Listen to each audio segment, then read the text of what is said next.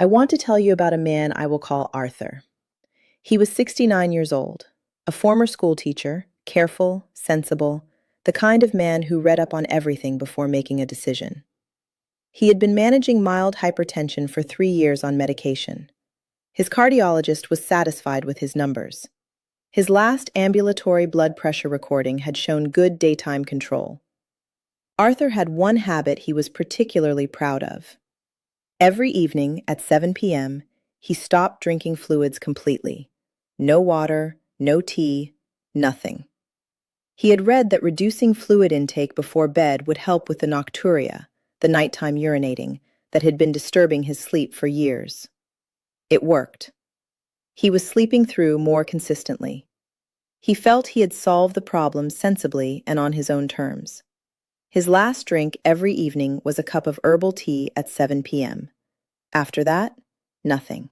For 2 years, every night he went to bed in a state of progressive dehydration that he understood as responsible sleep hygiene. His wife found him at 5 in the morning. The ambulance team suspected a stroke. The post-mortem confirmed it, a massive ischemic event, a blood clot that had formed in the cerebral circulation during the overnight hours. His cardiologist, reviewing the case, noted something that his wife has asked me to share as widely as possible. Arthur had been going to bed in a state of significant dehydration every night for 2 years, deliberately, because nobody had ever told him what dehydration does to blood viscosity, platelet aggregation, and clot formation risk in the overnight hours. He stopped drinking fluids to sleep better, and the research on what that habit does to the cardiovascular system while you sleep is something that most people, including many who are doing exactly the same thing tonight, have never been told. The American Heart Association and the European Society of Cardiology have both documented what cardiovascular researchers call the morning peak, the well-established elevation in heart attack and stroke risk between 5 and 10 a.m. Most people attribute this morning peak to the cortisol surge on waking, the platelet aggregation increase, and the morning blood pressure spike. All of these contribute. But there is a fourth mechanism that the morning peak conversation almost never includes, one that builds silently across the entire overnight period and reaches its most dangerous point in the early hours before waking. A study published in the American Journal of Cardiology found that blood viscosity, the thickness and resistance to flow of the blood, is significantly higher in the morning than at any other time of day, and that this morning viscosity peak is directly driven by the overnight fluid loss that occurs during sleep without any fluid replacement. Here is the counterintuitive statistic that changes this conversation entirely. Research published in Circulation found that adults who consumed adequate water before bed showed significantly lower morning blood viscosity and platelet aggregation markers than adults who restricted evening fluids, and that the difference in clot formation risk between the two groups was measurable and clinically significant. The habit most older adults adopt specifically to protect their sleep, stopping all fluids hours before bed to reduce nocturia, is the habit that leaves the blood thicker, the platelets stickier, and the arteries more vulnerable to the clot formation that produces strokes and heart attacks during the overnight window. Do not scroll past when I name this habit. Your first reaction may be, I do this. My doctor told me to do this. I am telling you now, the full picture of what it does to overnight cardiovascular risk is something most fluid restriction advice never includes. That is what this video is going to give you. During sleep, the body loses fluid continuously through respiration and insensible perspiration, approximately 400 to 600 milliliters overnight in a typical adult, more in warmer conditions or with mouth breathing. This overnight fluid loss is unavoidable and normal. What determines whether it becomes dangerous is what the blood's fluid status was at the start of the night. In a well-hydrated adult, the overnight fluid loss produces a mild, manageable increase in blood concentration. In an adult who deliberately restricted fluids for 3 to 5 hours before sleep, the blood enters the night already concentrated. Think of blood like a river. A healthy river flows freely around bends and obstacles. Remove enough water from that river and it slows. It thickens, moves sluggishly, and debris that would have been carried downstream begins to settle and accumulate at the bends. The bends in the arterial system are the sites of atherosclerotic narrowing, and the debris that settles is platelets aggregating into the clots that cause strokes and heart attacks. Blood viscosity is the river's depth. Deliberate pre-sleep fluid restriction removes that depth before the most vulnerable cardiovascular hours of the night begin. Platelets, the blood cells responsible for clot formation, are significantly more active in the morning hours than at any other time of day, following a circadian rhythm that peaks between 5 and 10 a.m. This morning platelet surge is one of the primary drivers of the morning heart attack and stroke peak. Now consider what happens when that morning platelet surge occurs in blood that has been progressively concentrating across an 8-hour overnight period of zero fluid intake. The platelet concentration per unit of blood volume is higher. The platelet activity is at its circadian peak. The blood viscosity is at its daily maximum, and the arteries supplying the heart and brain, already potentially narrowed by decades of atherosclerosis, are being asked to carry this thick, platelet-rich blood through their most vulnerable regions. Think of it like rush hour traffic on a road that has been progressively narrowing all night. The morning platelet surge is the rush hour. The dehydration-thickened blood is the narrowed road. The atherosclerotic plaque site is the bottleneck where the accident happens. Arthur's stroke did not happen because his arteries were suddenly different from the night before. It happened because every night for 2 years, the conditions in his cardiovascular system during the overnight hours had been moving incrementally in the wrong direction. And that Friday morning, the accumulated risk found its threshold. Nobody had told him he was building toward it deliberately, one withheld glass of water at a time. Dehydration reduces blood volume. Reduced blood volume reduces cardiac preload, the volume of blood returning to the heart with each beat. The heart responds to reduced preload by working harder to maintain adequate output, increasing heart rate and contractile force to compensate for the lower filling volume. In a young adult with a healthy heart, this compensation is efficient and largely imperceptible.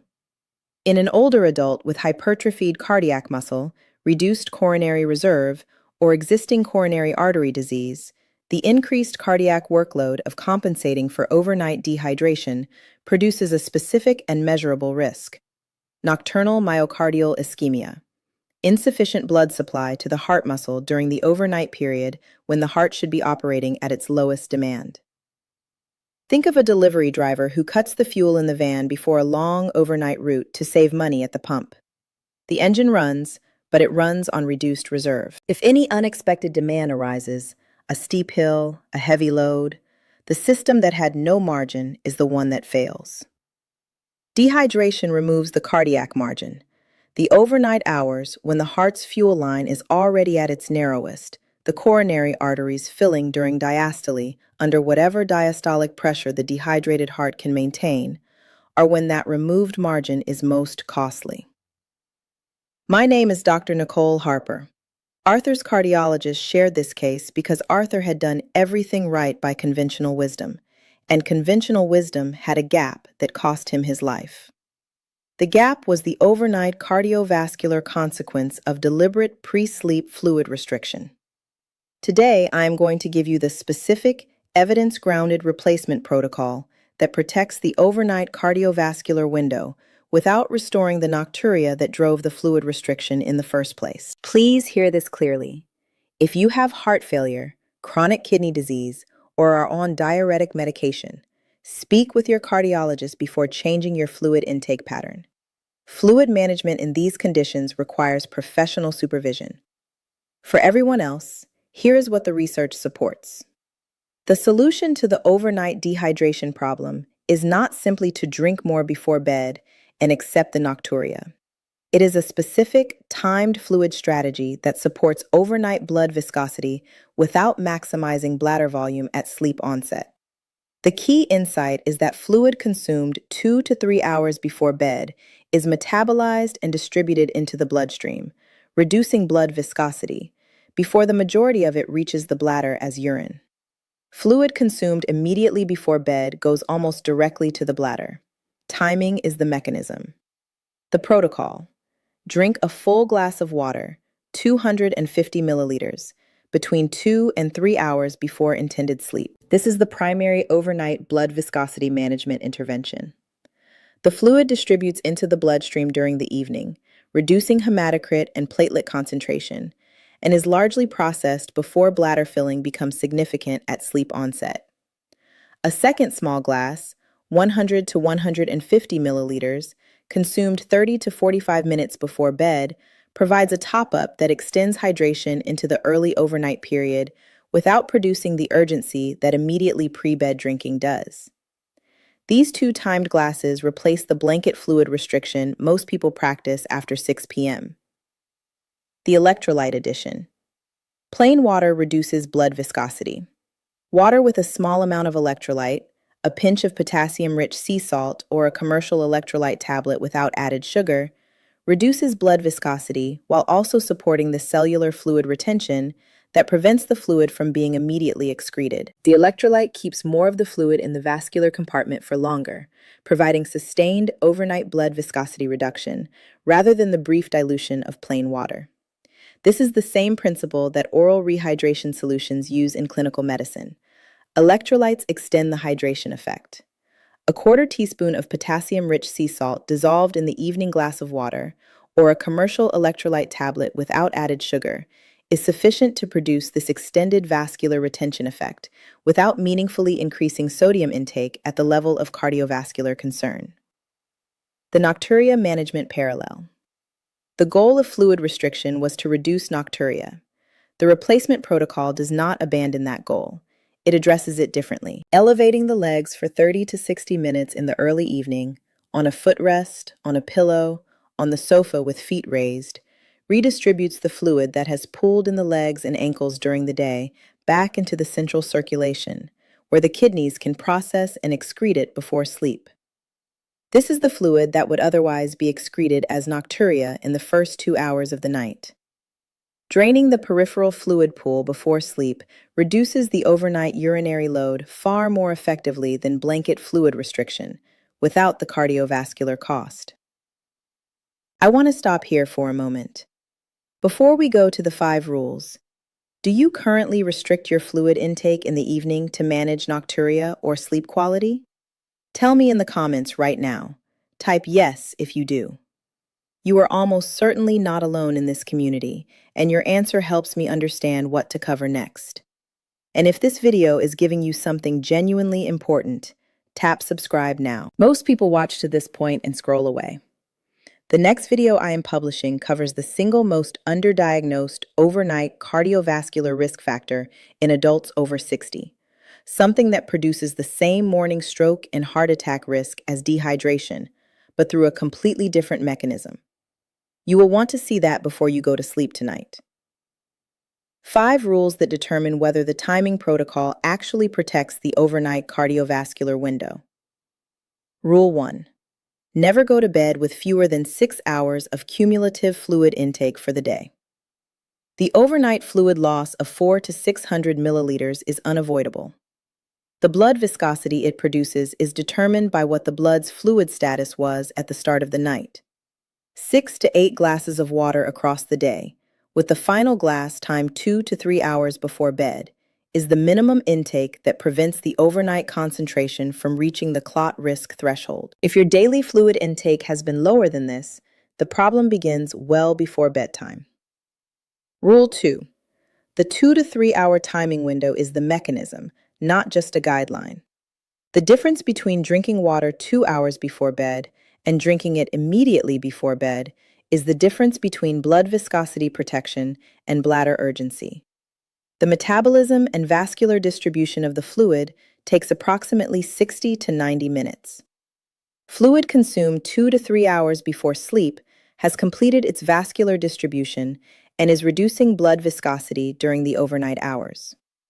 Fluid consumed immediately before bed is being processed by the kidneys and arriving at the bladder at sleep onset. The timing is the pharmacology. Do not move it. Rule 3.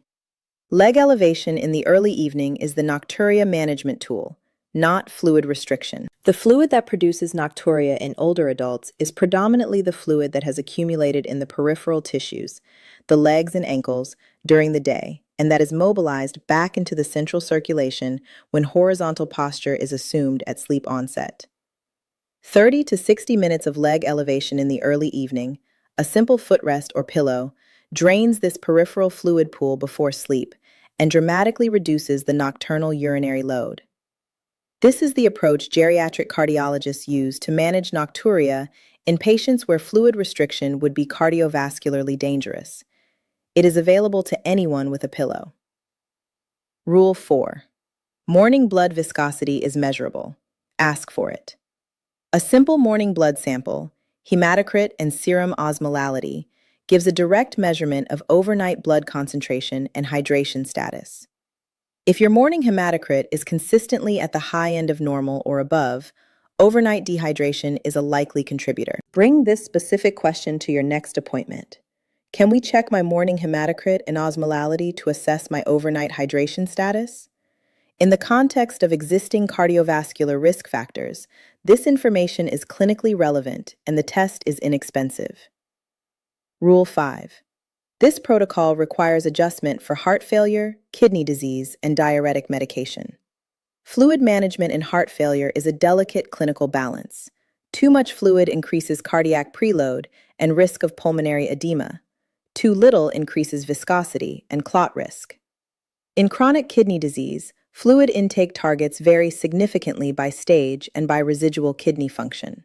Diuretic medications alter the fluid excretion equation in ways that change the timing protocol significantly. If any of these apply, speak with your cardiologist or nephrologist before implementing any change to your evening fluid pattern. This protocol is designed for adults without these conditions. It is not a universal prescription. Arthur stopped drinking fluids every evening because he was trying to sleep better. He was trying to do right by his body. The virtue of the habit, the sensible, self-managing, responsible decision to reduce nocturia, is precisely what made it invisible as a cardiovascular risk. Nobody questions a habit that feels like responsible self-care. Nobody investigates a decision that is reducing a genuine problem. And so the blood thickened, night after night, and the morning clot window grew more dangerous, night after night.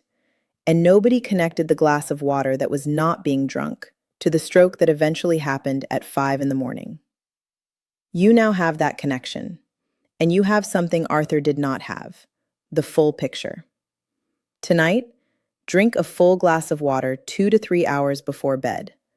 Elevate your legs for 30 minutes in the early evening instead of restricting your fluids. And understand that the overnight hours are not neutral. Your blood is thickening or staying fluid. Your platelets are aggregating or staying dispersed. Your arteries are carrying the consequences of what you did or did not drink before the lights went out. The cardiovascular system does not sleep. It recovers if you give it the conditions to do so. One final detail. If you take aspirin for cardiovascular protection, take it with your 2 to 3 hour pre-bed glass of water rather than in the morning. Some published research supports that evening aspirin delivery better targets the morning platelet aggregation peak, the window when clot formation risk is highest. Discuss the timing with your cardiologist. But if the timing is clinically appropriate for you, that glass of water and that aspirin tablet together address the morning clot window from 2 directions simultaneously. Which of these habits are you going to change tonight? Tell me in the comments. I read every response personally. Share this with someone who restricts their fluids before bed to manage their sleep. You might give them information that genuinely changes what happens while they sleep. This is Dr. Nicole Harper. Take care of your heart, especially during the hours you cannot watch over it yourself. I will see you in the next one.